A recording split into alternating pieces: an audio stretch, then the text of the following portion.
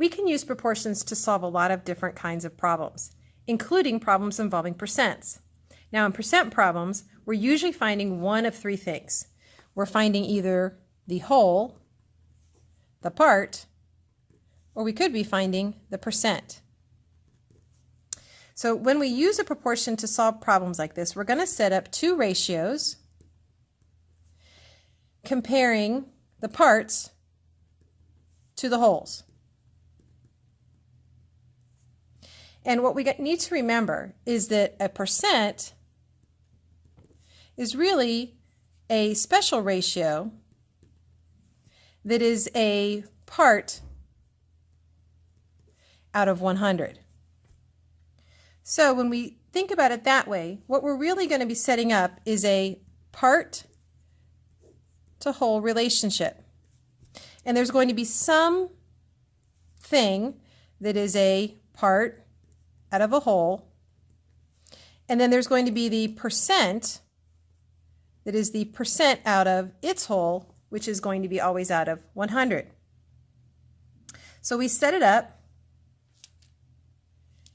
and then we use our proportion solving process of cross multiplying followed by dividing to find whichever amount was missing. So what does this look like? For example, how much is 34% of 18? So whatever we're finding the percent of, this is the whole. So the whole is going to always go down here if we're talking about the numbers. The percent is always going to go over here above its whole, which is always going to be 100. So actually that's something that you can always fill in. That part's always 100 because it's the percent whole, and a percent is always out of 100. And then what we want to know is how much out of 18 would be equal to 34 out of 100. So this is the piece that's missing. So in this case, we're looking for a part.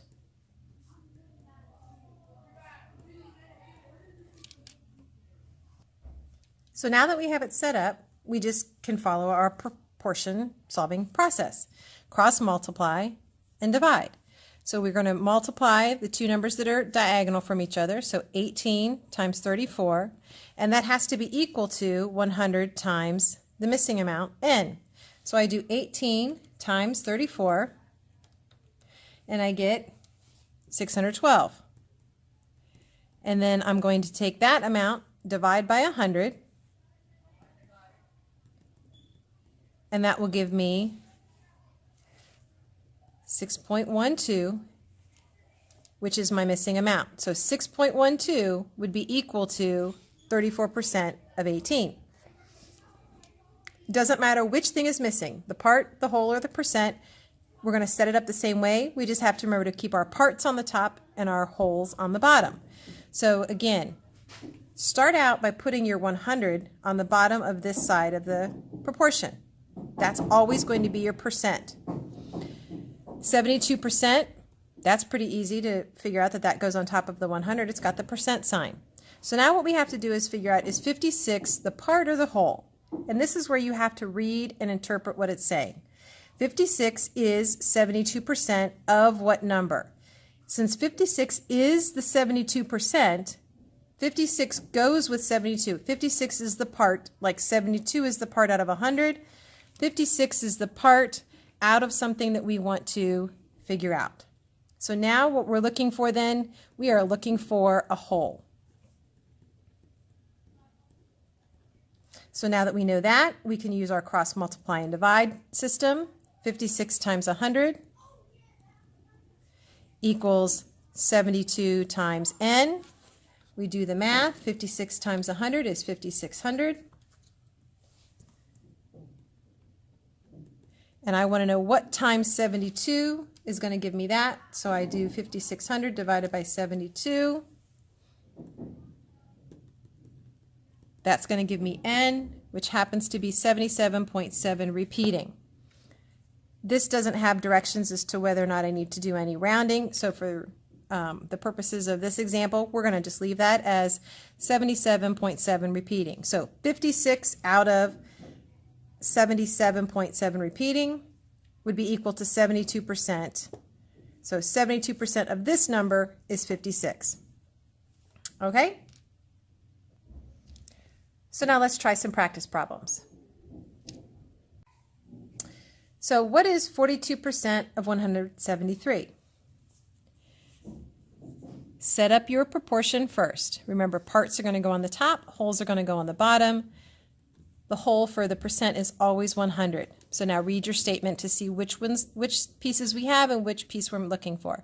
What is 42% of 173? So 42%, that's our percent.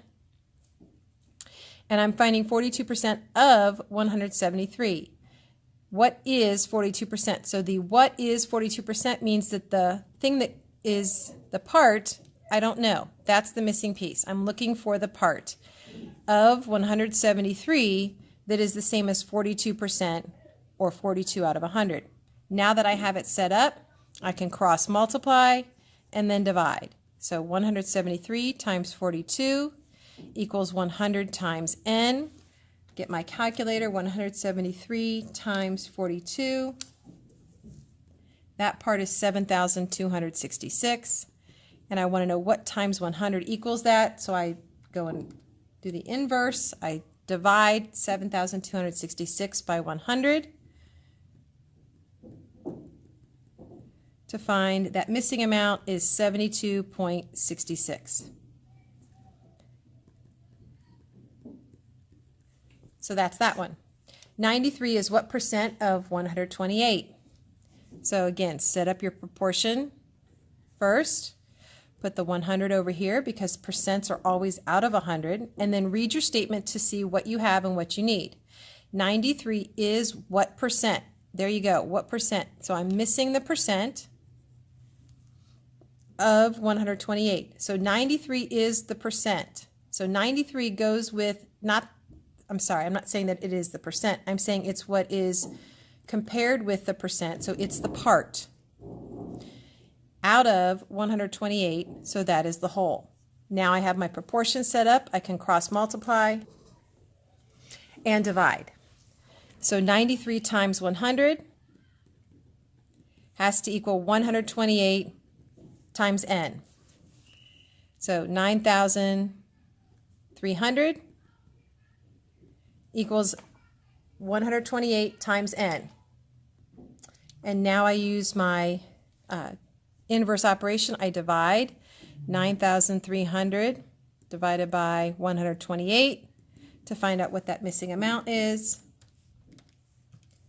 And when I type that in my calculator, I get 72.65625, but I'm going to round that off to 72.7 and call that my answer. That's rounding it off to the 10th. All right, 260 is 85% of what number? Again, set up your proportion, put 100 over here. It's always going to be for the percent out of 100. Read your statement. 260 is 85% of what number? Here's my percent, 85%. And what is 260? Is 260 being compared with it's the 85%, or is the 260 what we're finding 85% of? As I read this, 85% of what number? So the of what number tells me that I'm looking for my whole. So this is what I'm missing. The 260 is being compared with that it's the 85%. So that means it's the part. Now I can cross multiply and divide. 260 times 100 equals 85 times n. 260 times 100 is going to give me 26,000. And then to find out what n is, I need to divide that by 85. So I can do my inverse operation. And when I do that, I get 305.8823, and it just kind of has a whole bunch of stuff after it. We're going to round to the 10th, so I really don't need any more than that. So 305.9, because behind that 10th place is an 8. So my approximate answer is 305.9. All right, a couple of word problems. George sold 55% of his baseball card collection. If he sold 71 cards, how many did he have before? So he sold 55% of his collection. He sold 71 cards. So he sold 55%, he sold 71. Those two go together. Those are our parts. So 71 cards were sold. You can set it up in words. Out of his total. So 71 cards out of his total. And what he sold was 55%, which is always out of 100. Our question is, how many did he have before? In other words, before he sold any, how many did he have? So that's what we're looking for, is his total amount of cards in his collection to begin with. Now I have my proportion. Now I can set it up and I can do my cross multiply and divide. 71 times 100 equals 55 times n.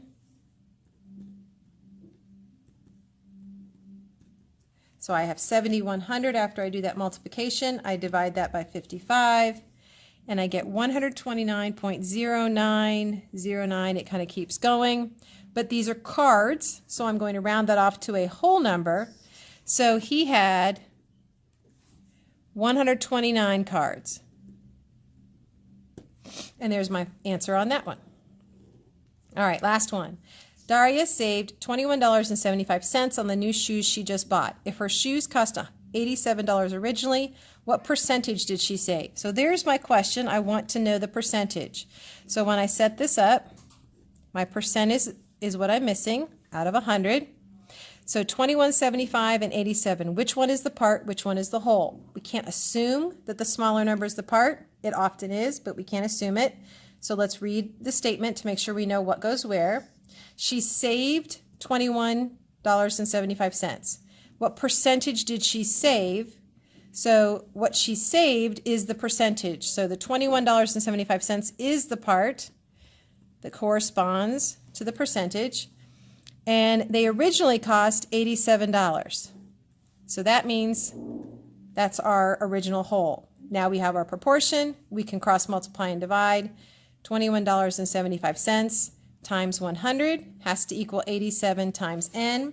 So I'm going to do that. $21.75 times 100 is going to give me 2,175. And then I divide that by 87.